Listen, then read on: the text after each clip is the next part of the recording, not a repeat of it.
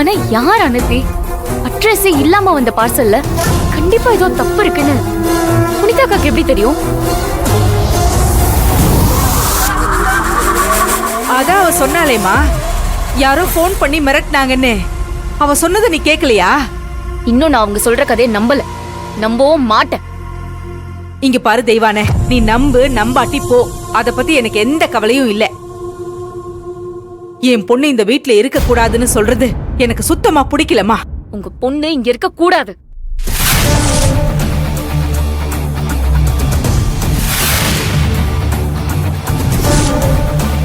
இங்க இருந்தா நான் இருக்க மாட்டேன்.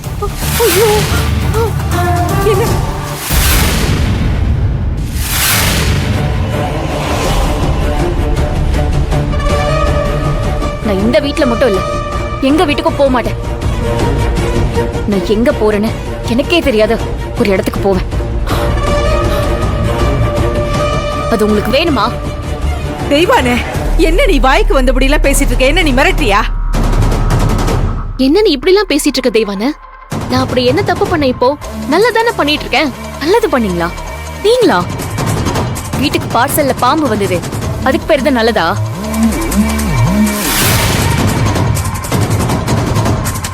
இல்ல ஹாஸ்பிடல்ல மாமா கிட்ட பேசுனீங்களே, அதுதான் எங்களுக்கான நல்லதா?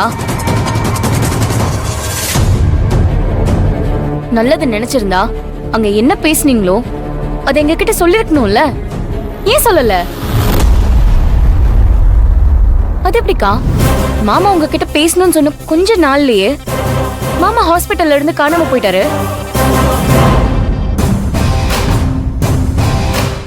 இதெல்லாம் எங்களுக்கான தண்டனை நாங்க எடுத்துக்கணுமா? அப்படிதானே? சரி, அதை விடுங்க. மாமா காணாம போயிட்டாருன்னு நாங்க கம்ப்ளைண்ட் கொடுத்துருவோன்னு முன்னாடியே நீங்க கமிஷனர் கிட்ட பேசியே வச்சிட்டீங்க. அது யாருக்கான நல்லது? அவ்வளோ ஏன் என் பொண்ணு பேருக்கு வந்த பார்சல்ல பாம்பு இருக்குன்னு முடிஞ்சா உன் தம்பி குழந்தைய காப்பாத்துன்னு உங்களுக்கு மட்டும்தான் போன் வந்திருக்கு. ஏன் போன் பண்ணி மிரட்டுறவனுக்கு எங்க நம்பர்லாம் தெரியாதா?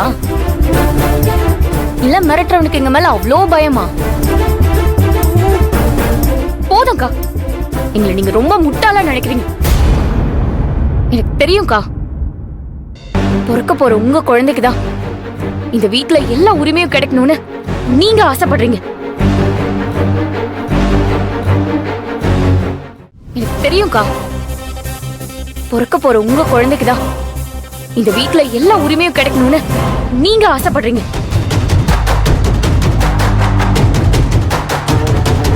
அதுக்காக நான் ஏன் குழந்தைய பலி கொடுக்கணுமா? சொல்லுங்க. தெய்வானா, நீ ரொம்ப அதிகமா பேசுற. நான் என் குழந்தைக்காக தான் பேசிட்டு இருக்கேன். அது உங்களுக்கு புரியல? என்ன இது? ஏன் இப்படி எல்லாரும் நடந்துக்கிறீங்கன்னு எனக்கு புரியல. என்னோட கேள்விக்கெல்லாம் புனிதா கவலை பதில் சொல்ல முடிஞ்சா அவங்கள இங்க இருக்க சொல்லுங்க. இல்லனா நான் இங்க இருந்து போகும்போது தயவு செஞ்சு என்னை யாரும் தடுக்காம இருங்க. ஒவ்வொரு நாளும் இது நடக்க போகுதுன்னு பயமுறுத்திட்டே இருக்காதீங்க. உன்னோட கேள்விக்கெல்லாம் பதில் அப்பா கிடைச்சதும் நான் சொல்றேன் தெய்வான. என்ன நீ நம்பு. ஸ்ரேயா என்னோட தம்பி குழந்தை. நீ சொன்னாலும் சொல்லலனாலும் அவதான் இந்த வீட்டோட முதல் வாரிசு. அதுக்காக இந்த மாதிரி திட்டம் போட்டு உன் குழந்தைய பழி வாங்குற அளவுக்கு நான் மோசமான ஆள் இல்ல தெய்வான.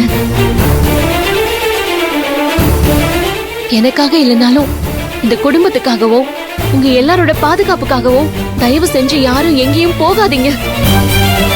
உன்னை நான் கெஞ்சி கேக்குறேன். அப்பா வரட்டும். அது வரைக்கும் யாரும் எங்கேயும் போக முடியாது தெய்வான. நீ கொஞ்சம் புரிஞ்சுக்கோ. போதும் அப்படித்தா? இதுக்கு தான் நம்ம வீட்டுக்கு போலாம்னு அடிச்சுக்கிட்டு நீங்க கேட்டீங்களா? நல்லா கேளுங்க. உங்களுக்கு தான் உங்க தம்பி குடும்பம்னா ரொம்ப பிடிக்கும்ல. காது குளிர அவங்க உங்களை கொலைகாரின்னு சொல்றத ஜாலியா கேட்டுட்டுங்க. நானும் அதை ரசிச்சு கேட்கிறேன். போதுமா? இதானுங்க உங்களுக்கு வேணும். இதுக்கு தானே நீங்க ஆசைப்பட்டீங்க. கபிலன், என்ன மன்னிச்சிருங்க கபிலன். இப்போதைக்கு என்னால் இந்த வீட்டை விட்டு வர முடியாதுன்னு உங்களுக்கு நல்லா தெரியும். நீங்களாவது தயவு செஞ்சு என்ன புரிஞ்சுக்கோங்க.